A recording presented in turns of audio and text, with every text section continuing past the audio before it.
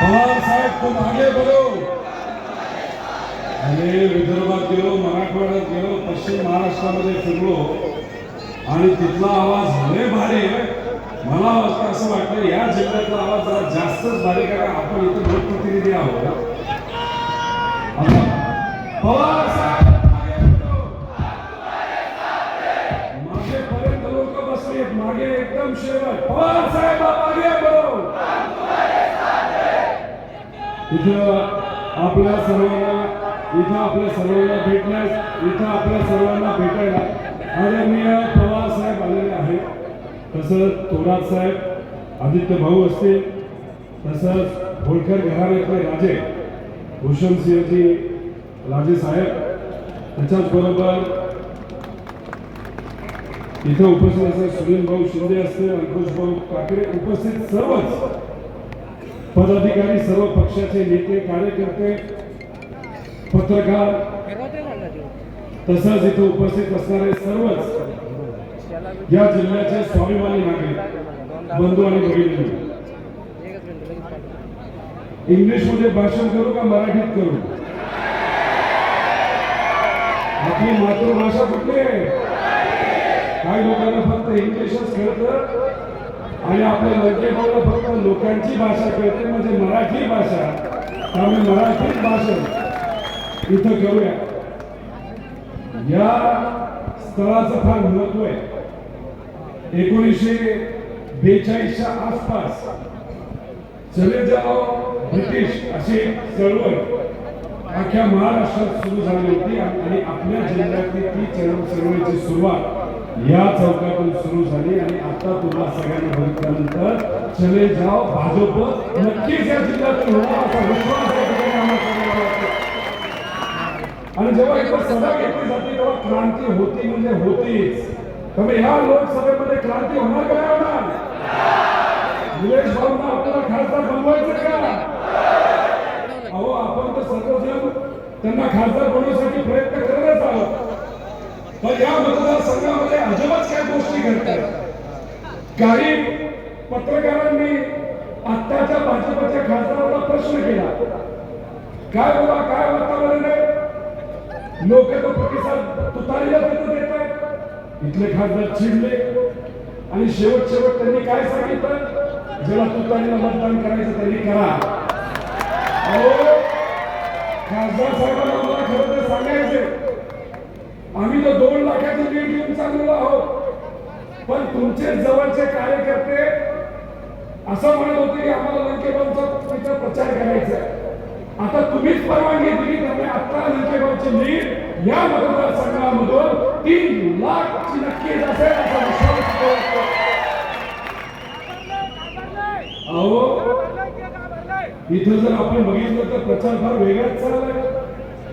काही दिवसांपूर्वी माझ्याबद्दल ते बोलले, मी फक्त सोशल मीडियावर फोटो टाकतो.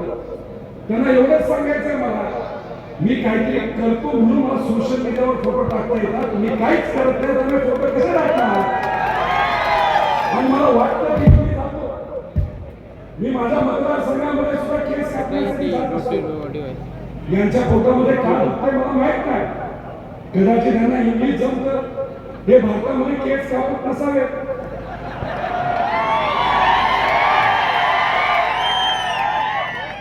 अहो खासदार साहेब, तुम्हाला मला विनंती करायची की माझ्या समोर नाही तर लोकांसमोर इथं तुम्ही हे वक्तव्य केलं, पण हेच वक्तव्य जर तुम्ही मोदी साहेबांसमोर केलं असतं, गेल्या सभेमध्ये पोलिसांनी तुम्हाला ढकलून बाहेर काढलं, आता जर केलं तर तुमची कॉलर पकडतील आणि बाहेर काढतील अशी परिस्थिती आहे.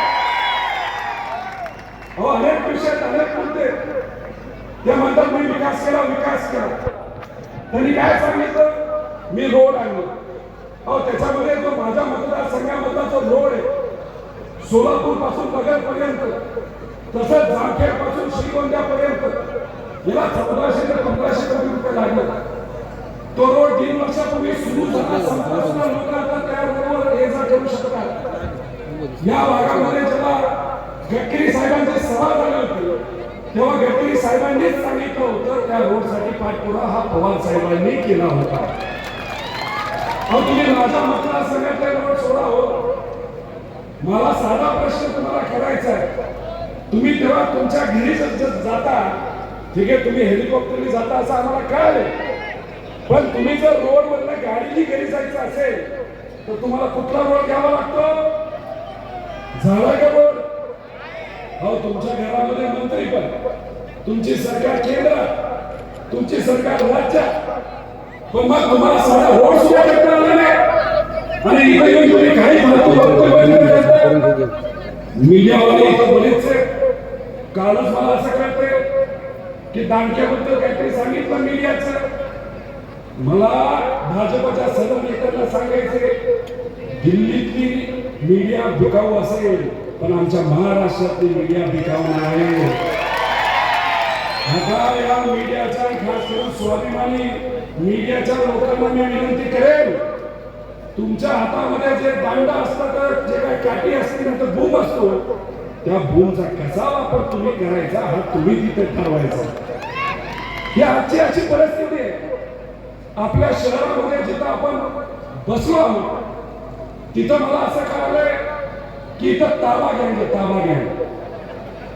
बारामती त्या भागामध्ये मलिदा गँग, आणि इथं काय ताबा गँग. ताबा गँग काय करते? सामान्य लोकांची मोकळी जागा दिसली की कब्जा घेतला.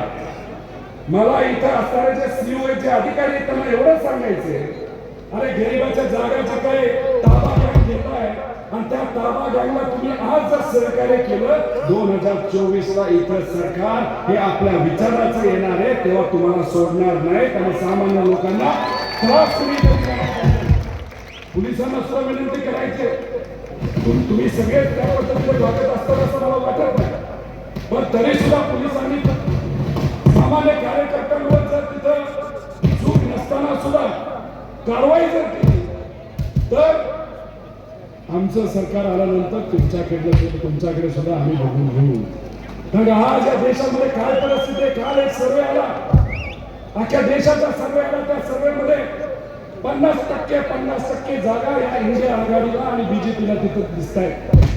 म्हणजे 240-45च्या आसपास दोन्ही गट तिथं आहेत. काय म्हणत होते हे 400 पार 400, अहो हे 200 पारच होणार नाही अशी या भाजपची परिस्थिती आहे. आणि जेव्हा 240-250च्या आसपास इंडिया आघाडीचे लोक निवडून येणारे खासदार या देशामध्ये, त्यामुळे जे कोणी मित्र पक्ष हे भाजप बरोबर आज गेलेले आहेत आणि भाजपने त्या मित्र पक्षावर अन्यायच केलेला आहे, ते सुद्धा आपल्याकडे येतील. आणि या देशामध्ये कोणाची तिथं सरकार येणार तर तुमची, आमची, सगळ्यांची इंडिया आघाडीची सरकार या देशामध्ये येणार म्हणजे येणार. अहो चले जाव फक्त इथं होणार नाही, चले जाव उत्तर मध्ये सुद्धा होणार आहे. तिथं वातावरण काय भारी झालंय, तिथं मशाल येणार. आणि इथं काय येणार?